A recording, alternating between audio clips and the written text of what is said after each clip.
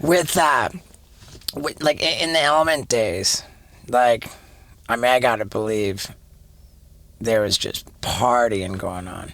Like you're 16 years old, you cut off your dreads, like you're no longer in contact with your dad, and like it's like the preacher kids finally are starting to party. Like, did you kind of like, like when your relationship with your dad cut off, did you find yourself like, now like just let loose? And yeah, it took me about like a year or two, because I was around that time I was still very like socially awkward, because I never was allowed to like really have friends growing up, and I kicked it with my brothers, but even them I hadn't seen in a while.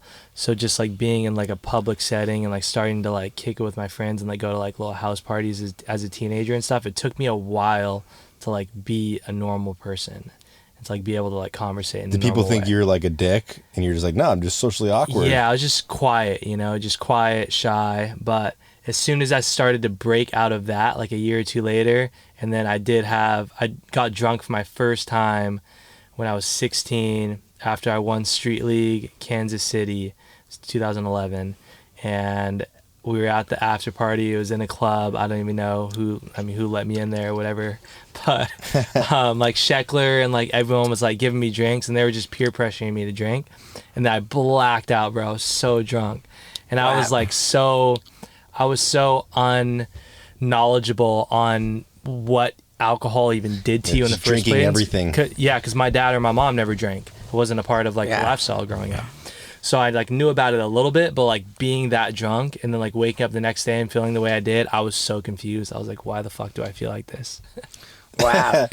I feel like I heard at some point like that you were like just capable of getting super hammered and then just waking up the next day like totally hungover and just winning first place in like the biggest contest. Yeah, I did do that a few times. Dude, I don't know.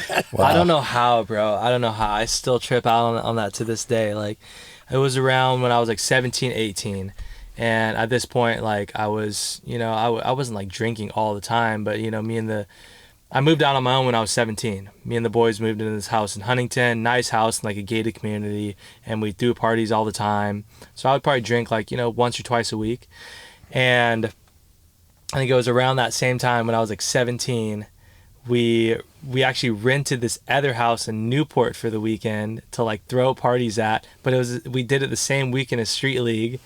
And we weren't supposed to throw one the first night. We were supposed to wait till after the contest. And then, of course, we ended up throwing one the first night. I probably only slept, like, got super hammered. Me and all the homies, we used to, like, drink so much. And then I woke up, got, like, 2 hours of sleep, and then somehow went to the contest and skated great. And won the thing. And then partied even harder that night. Yeah, I remember, like whoever it was telling me about this. They're like, man, we've seen with, like Nyjah's just a different beast, man. Like just like. It's like Babe Ruth, like not sleeping the night before and just like crushing the home run record for that stadium or something like that. Yeah, for sure.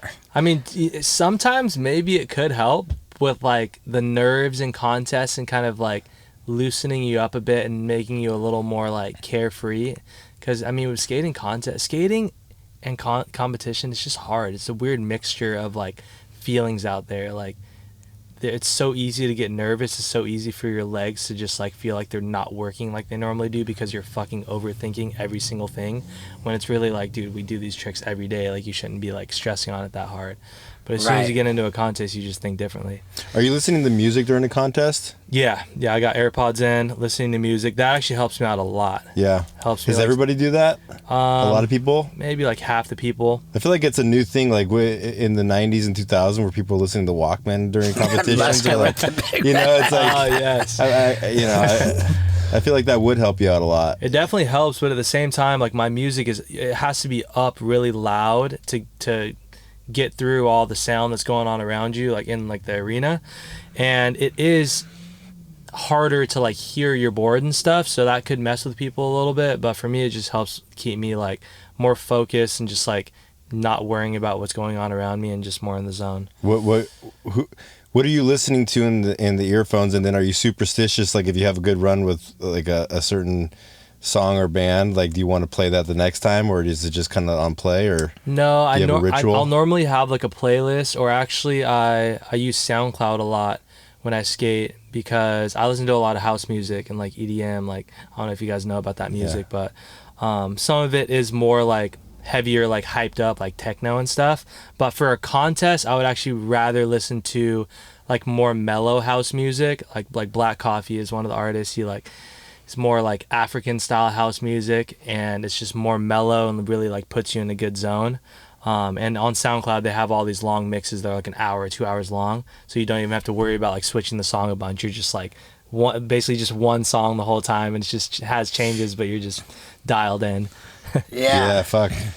I feel like I would like to listen to music if I played professional sports. I mean, you always play better. I don't know why basketball players don't do it. Or it's weird to hear you say that you can get nervous in a contest when like you're just like the street league contest. Maybe they're just like more frequent. Like street league, you're not tripping, right? It's not that I'm tripping. It's just because I care. Yeah. I always think about this because at this point I've been skating street league for 12 years now. I've won a lot of them, and I feel like at this point in my career I shouldn't be going to a contest and stressing on winning, especially keeping in mind that like skateboarding is a fucking very young sport. Like, yeah, a lot of people, a lot of my fans still expect me to go out there and win just because I've won so much in the past. But if you look at skate contests and who is normally winning, they're on average like 21 years old. Like the guy, Gustavo Ribeiro, he just won the Super Crown. He's like 21. You know, when Yuto came out on the scene, like he was winning contests when he was like 18, 19, 20. Like those were his like just easy years of winning contests. And you're 27 now? 27, about to be 28. Same thing with me. My easiest years of winning contests was actually from like 16 to like 20. Those are the easiest years. why? Because your body's in better shape? Just because, I don't know. I feel like skateboarding just goes through these like generations of skaters who are really good at contests, and they come on super strong when they're young, and then they just get like better and better, and there's just like another person every like few years. It's weird. And it like never fails. There's always someone new. It's crazy. Wow. But what makes the next person better? Is it he has new tricks that nobody's ever seen, or he's just landing everything he tries, or like what? Yeah, I mean consistency and just like technical tricks. I mean that's really what it comes down to nowadays, and something that I actually dislike about contests nowadays, because it's just so technical, you know? Like I've always been pushing for bigger rails in contests. I want there to be a fucking 20 rail out there so you can go, you know, back lip the thing and get a high score, or like flip into it and you're gonna win the fucking contest because you're putting your fucking life on the line. But instead they keep making these like 9-10 stair rails, and then you gotta be doing like fucking tray flip nose grinds and like them flipping out and like flip in, flip out, flip in, spin out, and just all this crazy shit. And I'm just like, bro, It's no secret that Johnny Knoxville and I are a little older. Too old to deliver the mail, but we can still lick the stamp. And I think we look pretty good right here. This remains the only thing you've ever signed for selling. Yeah, this is the only thing I've ever signed for selling. So much pressure when Steve O's filming. Everybody, grab these Johnny O skateboards while you can. I'd suggest you hurry. Yeah, dude.